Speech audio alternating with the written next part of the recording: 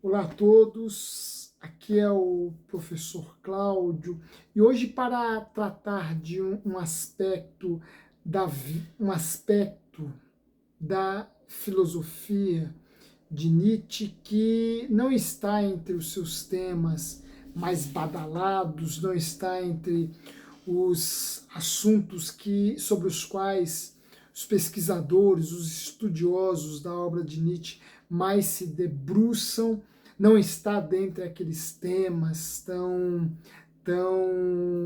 poderíamos dizer, aqueles temas nietzschianos que nos saltam aos olhos, aqueles temas extremamente desconcertantes, mas é um tema que aparece na obra de Nietzsche, ainda que não com a fluência, com o mesmo entusiasmo, com a mesma expressividade de outros temas, mas que está lá e que merece a nossa leitura. E eu me refiro ao tema do sofrimento humano, que vai aparecer no epílogo destes escritos nietzschianos, né?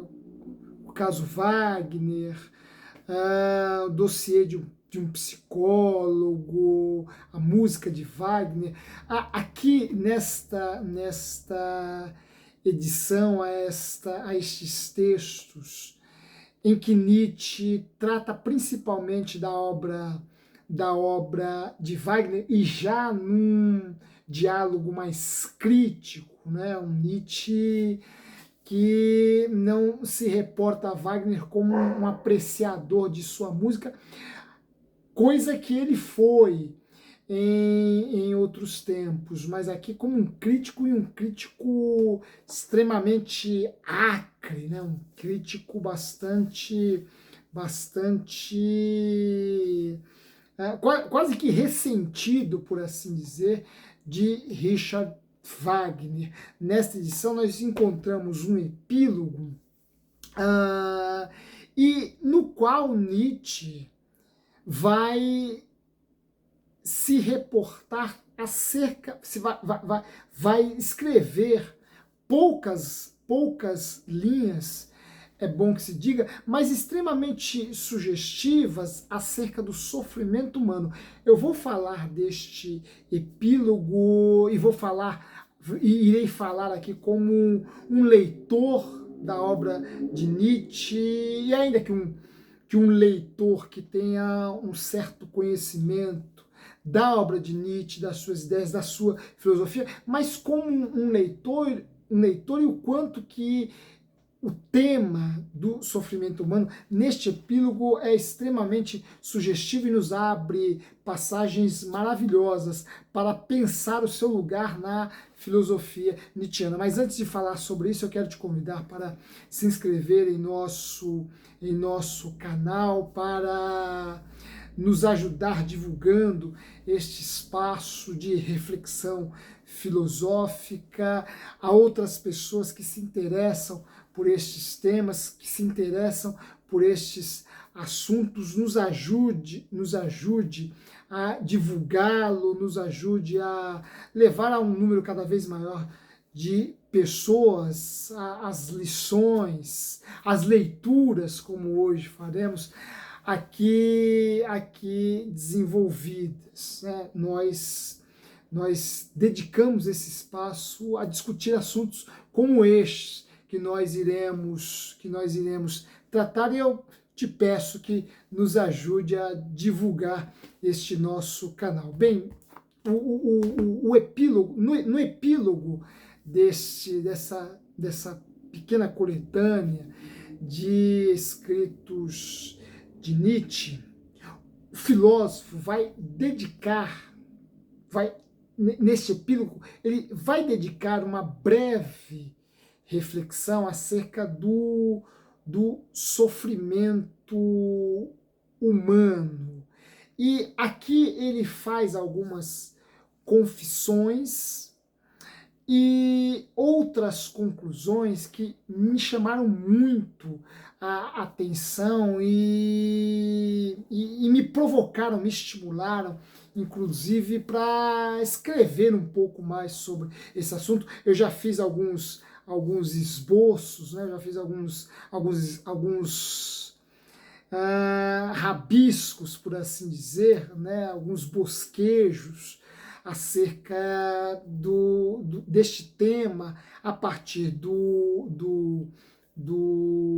sofrimento, a partir deste epílogo, né? E quero tentar entender como que esse tema se localiza na filosofia de Nietzsche. E aqui vai uma sugestão, já aquela sugestão de professor, né? Todas as vezes que você ler um texto, e esse texto te estimular a pensar sobre ele, sobre o tema ali abordado com um pouco mais de cuidado, com um pouco mais de carinho. Todas as vezes que você lê um texto e e intuir que este texto tem muito mais a te dizer, tem coisas muito profundas que merecem ser revistas. Ora, coloque essas primeiras impressões num papel, digitalize essas primeiras impressões, escreva também, se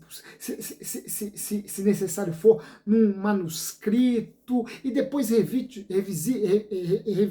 o texto novamente,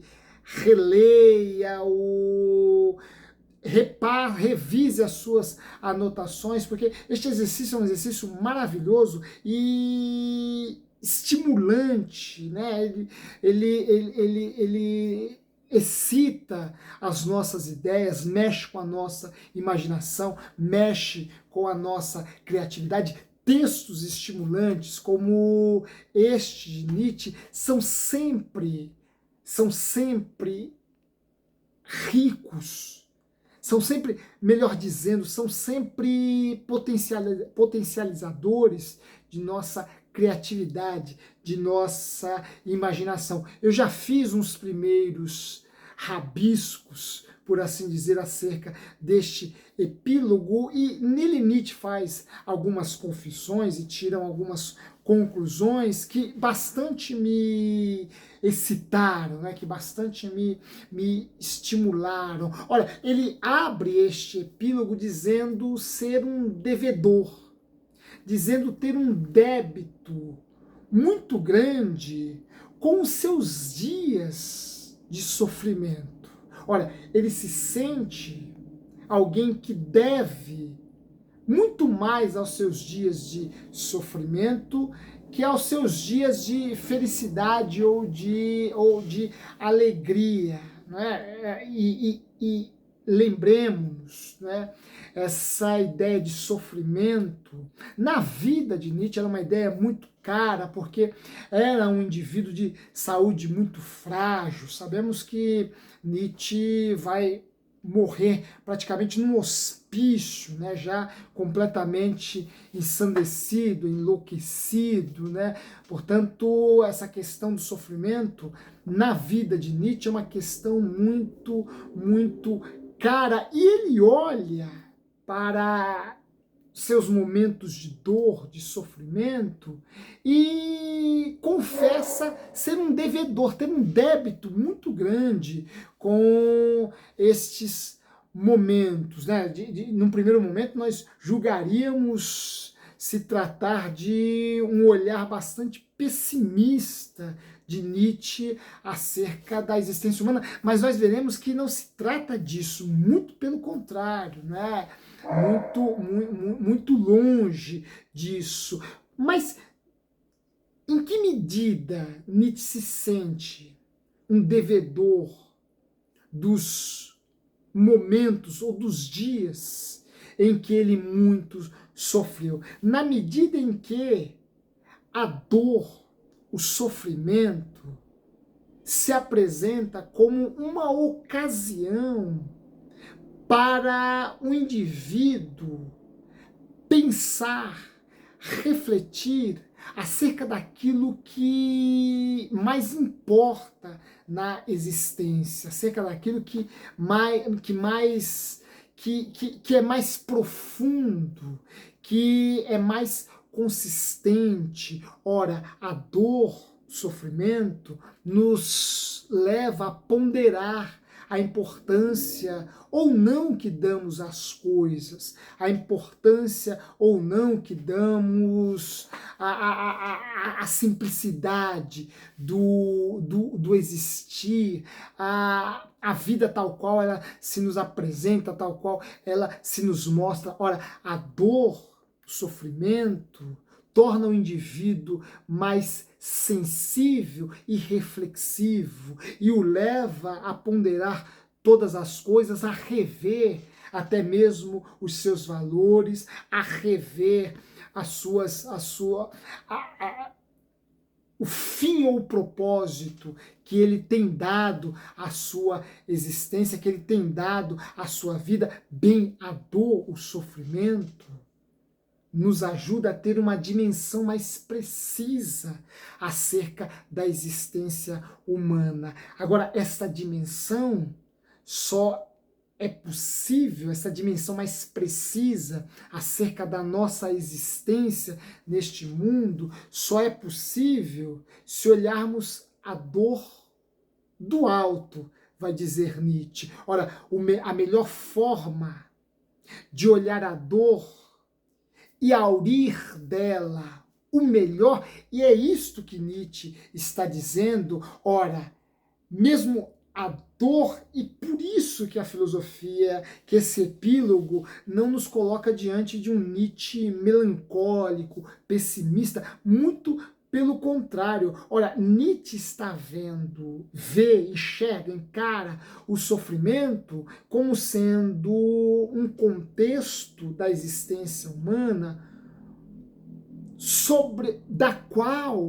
do qual se é possível tirar lições profundas, se é possível aurir coisas boas e construtivas. Ora, do sofrimento, e esse sofrimento aqui, e esse sofrimento sobre o qual Nietzsche se refere, é aquele sofrimento, para me valer do termo empregado por Nietzsche, é aquele sofrimento necessário.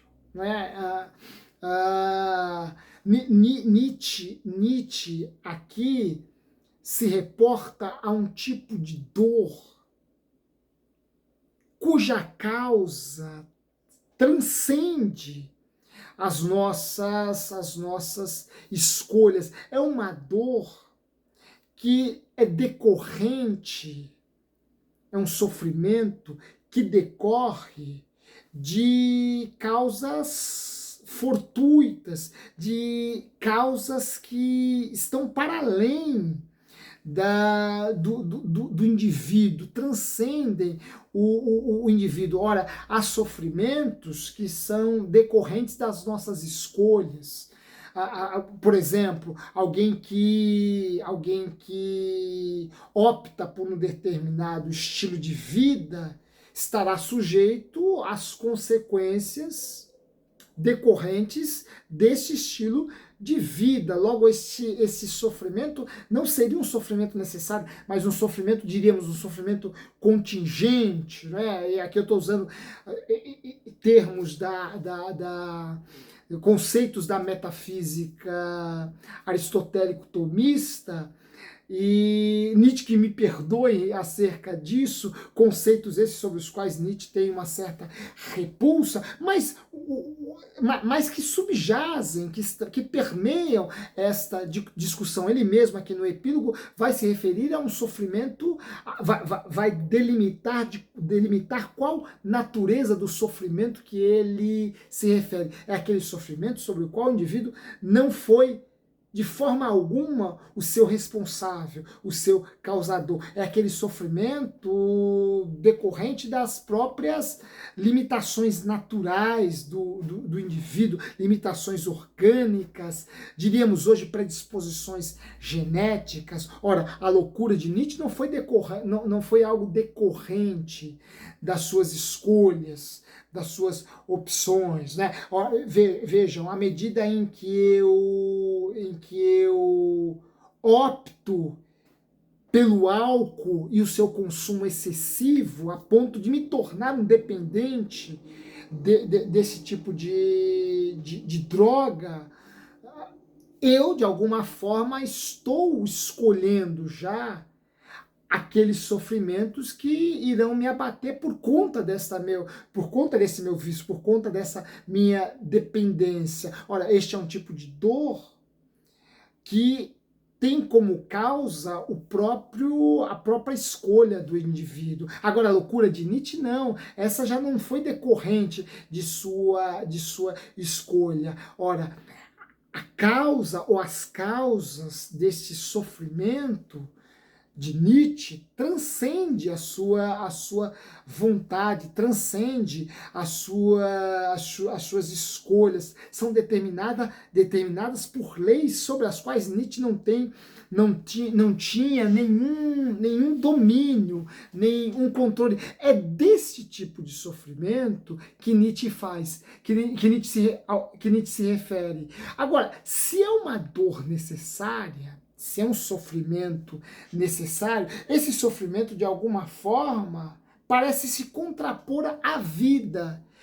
Porém, Nietzsche vai entendê-lo como parte da vida, né? Como decorrência do próprio processo da existência. Porque se esta dor não decorre das minhas escolhas, todavia, ela decorre da minha própria condição humana, ela decorre da minha própria existência, porque o simples fato de existir já me coloca diante de possíveis sofrimentos que haverão de me abater, que virão sobre mim. Portanto, esse tipo de sofrimento não é uma negação da vida. Ele faz parte da vida. E se ele faz parte da vida, se ele é necessário, ora, a postura que eu devo assumir diante dele, confessa Nietzsche, é a postura, o sentimento que eu devo nutrir por ele, é um sentimento de amor. Por quê? Porque se ele faz parte da vida, e se o sofrimento é um elemento intrínseco à vida, negá-lo implica em negar a própria vida. Portanto, é muito mais saudável ao meu espírito, é muito mais construtivo ao meu espírito assumi-lo como parte da vida, aceitá-lo como parte da vida, para me valer agora de uma terminologia, de um conceito nietzschiano, amá-lo. Nietzsche, olha, vejam que Nietzsche a postura que Nietzsche assume diante do sofrimento. Ora, o sofrimento não é algo a ser abominado. E repito, aqui o sofrimento necessário, aquele sofrimento sobre o qual eu, Cláudio, não tenho parte alguma. Este me sobreveio por outras causalidades. Ora, acerca deste sofrimento, a minha relação com ele será muito mais construtiva se eu amá-lo. Porque ele faz parte da própria vida. E aqui Nietzsche introduz, neste epílogo, o seu conceito de amor fati. É amor ao destino mesmo. E vejam, o conceito de necessidade que aparece aqui e destino estão muito entrelaçados. Um sofrimento necessário, o destino, são, na verdade, duas faces da mesma moeda. Ora, é o mesmo conceito. Ora, o destino para Nietzsche não é algo. Não, Nietzsche não entende o destino, o fate, a condição fate do indivíduo como se a sua existência já estivesse de alguma forma pré-determinada, como se as coisas em sua vida já estivessem de alguma forma pré-definida. Não, Nietzsche se refere ao destino como sendo um conceito, uma ideia que engloba tudo aquilo que acontece sobre o indivíduo e que não depende de sua vontade ou de suas escolhas, como, repito, o sofrimento de Nietzsche. Nietzsche vai dizer que, em relação a este destino, a esta dor que é necessária, o indivíduo deve, sobretudo, amá-la e não suportá-la. Vejam, Nietzsche faz essa distinção. Ora, o sofrimento, a dor, como resultado, como um desdobramento natural do indivíduo, como algo que decorre, como uma possibilidade decorrente do próprio ato de existir. E eu reforço esse termo existir, né? Bem, vocês conhecem um pouco de filosofia do século XX, já estão entendendo que eu estou fazendo quase que uma leitura existencialista acerca da obra de Nietzsche. Nietzsche, que esteve muito presente, que foi um autor muito presente e influente entre os existencialistas, principalmente os existencialistas franceses, né? Camus, Sartre, enfim, né? Vejam, se este sofrimento decorre da minha própria condição de existência, eu devo não suportá-lo como faria um estoico, enfrentá-lo, olhar em seus olhos ou zombar dele. Aqui Nietzsche não permite que o indivíduo ria do sofrimento, que o indivíduo se porte com um ar de descaso em relação ao sofrimento. Por quê? Porque o sofrimento faz parte da vida. Logo, eu não devo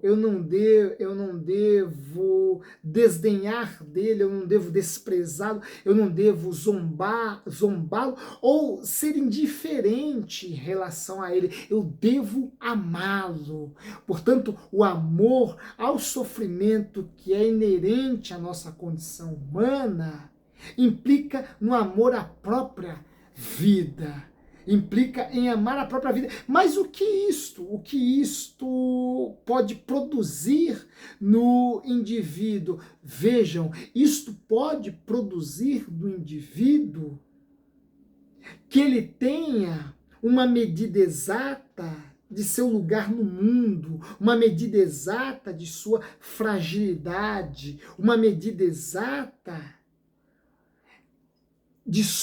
uma medida exata daquilo que deveria ser uma verdadeira filosofia da existência. E vejam, Nietzsche vai inclusive afirmar, vejam, ele começa esse epílogo dizendo ser um devedor, estar em débito com os seus dias de dor, e a esses dias de dor Nietzsche deve inclusive a sua filosofia, porque a sua filosofia, dirá Nietzsche, resulta desta dor longa, desta dor lenta, desta dor sem pressa.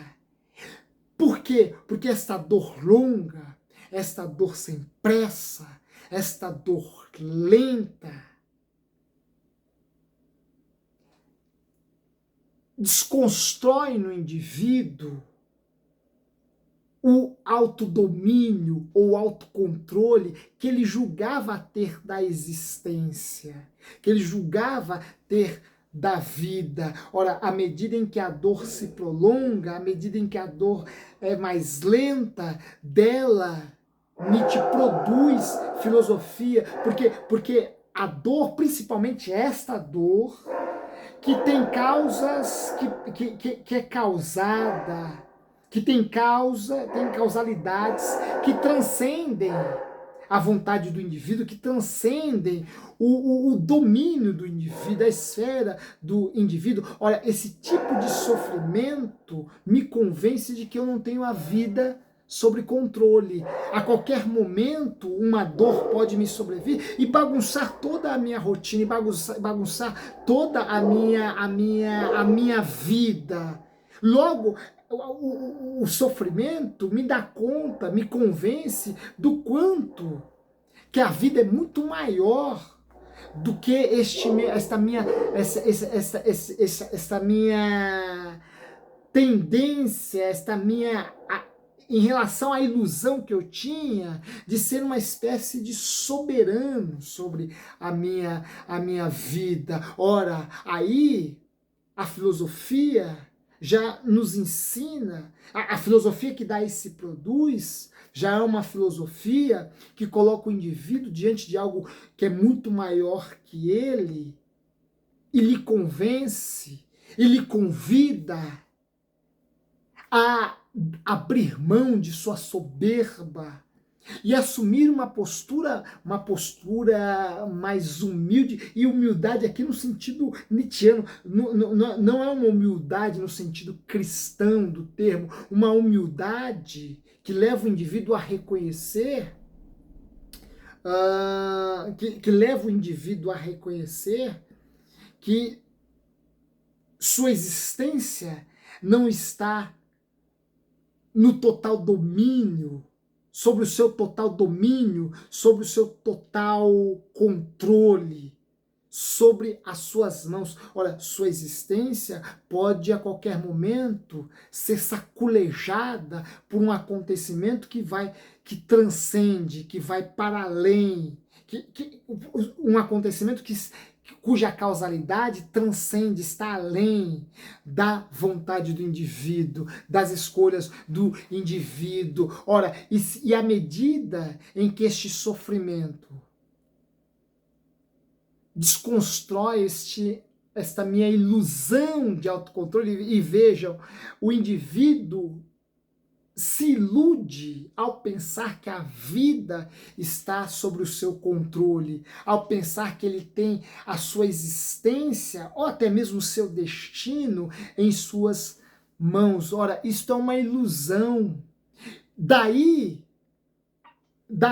o quanto que a filosofia nietzschiana é cara, deve muito ao sofrimento, porque isso, à medida em que o sofrimento desconstrói, à medida em que o sofrimento desfaz esta ilusão com a qual o indivíduo julgava ter o absoluto controle de sua vida, ele é lançado na vida tal qual ela é.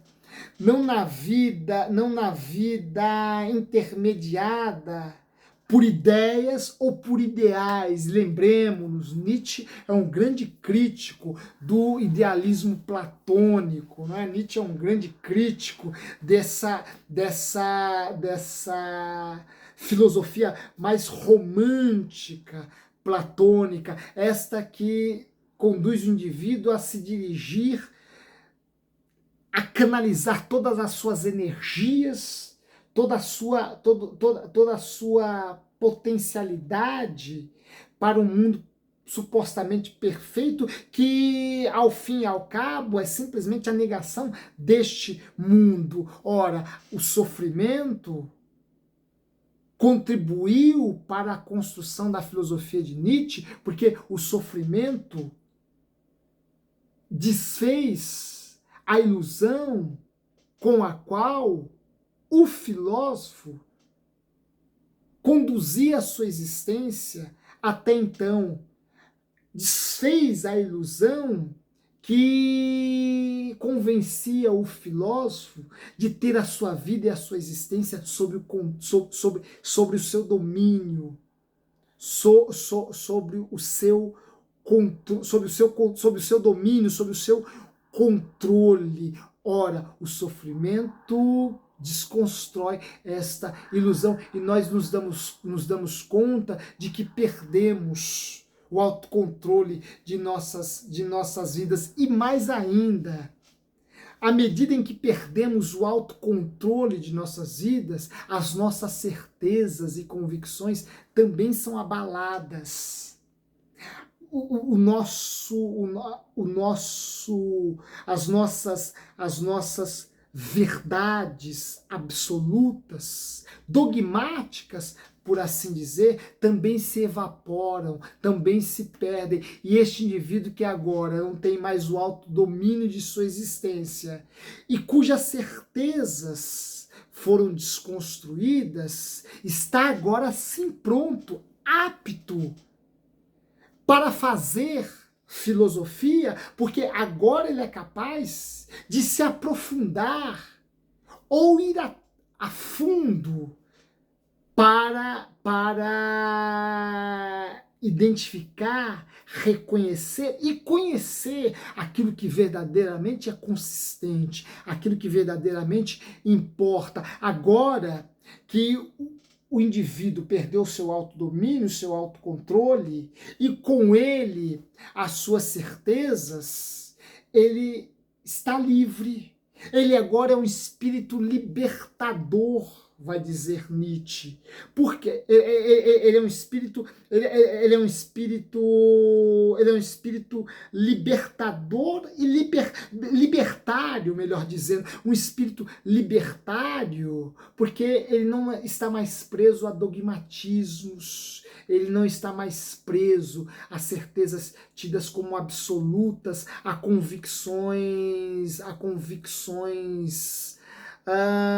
inamovíveis. Agora ele é livre para se aprofundar naquilo e nas coisas que realmente importam. Ele é livre, inclusive, para redescobrir a vida, porque à medida em que esta minha vida sofre um grande revés, eu sou livre, eu me torno livre para descobrir outras possibilidades de vida. E é isso que Nietzsche faz. A partir do sofrimento, ele descobre outras possibilidades de vida.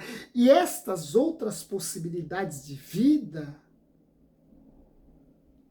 são um grande alento, um grande fator de inspiração para a filosofia, porque uma vez desconstruídas as minhas certezas, agora eu estou livre para buscar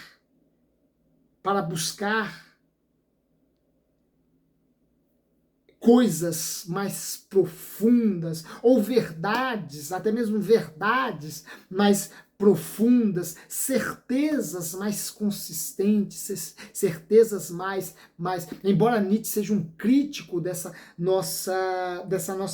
concepção ocidental de verdade, desta busca angustiante da verdade, e vejam, a ideia de sofrimento à medida em que desconstrói as nossas certezas, torna a vida mais leve, porque ela já não gera em nós a angústia desta busca obsessiva por verdades. Pelo contrário, estas verdades são sacudidas. Embora Nietzsche seja um crítico do nosso conceito de verdade, não podemos alinhá-lo à escola cética. Nietzsche não é um cético. Ora, Nietzsche confessa as suas verdades, mas são verdades suas que de modo algum ele as proclama como sendo absolutas e, portanto, que deveriam ser seguidas por todos, muito longe disso, mas verdades são possíveis. Ora, à medida em que as minhas certezas se desfazem, agora eu posso me entregar ao empreendimento de buscar outras certezas, outras verdades, outras vidas possíveis. Ora, logo o sofrimento, à medida em que faz ruir este nosso castelo de certezas, estimula a nossa filosofia. Por quê? Porque nós nos debruçamos sobre questionamentos mais profundos, sobre outras tantas questões, e Nietzsche deixa bem claro no epílogo, no epílogo desses escritos, que questionar é preciso, que indagar é preciso, investigar é preciso. Daí as certezas serem inimigas da filosofia, porque o indivíduo que já possui certezas absolutas, ele não precisa mais investigar, ele não precisa mais questionar, ele não precisa mais perguntar. Portanto, ele não precisa mais fazer filosofia. Portanto, ele não precisa mais filosofar. Logo, o sofrimento é uma terra fértil para o crescimento da filosofia, porque o sofrimento nos conduz a questionamentos mais profundos, a perguntas mais profundas. Por quê? Porque agora eu já me tornei porque agora eu já passei a suspeitar das minhas certezas e suspeitar até mesmo da vida, porque quando o sofrimento me abate, a vida já se torna um grande problema. E Nietzsche não deixa, e Nietzsche é extremamente realista em relação a isso, pois Nietzsche não deixa de tratar o sofrimento também como um problema. E a vida aí se torna o problema. Porém, é possível amá-la.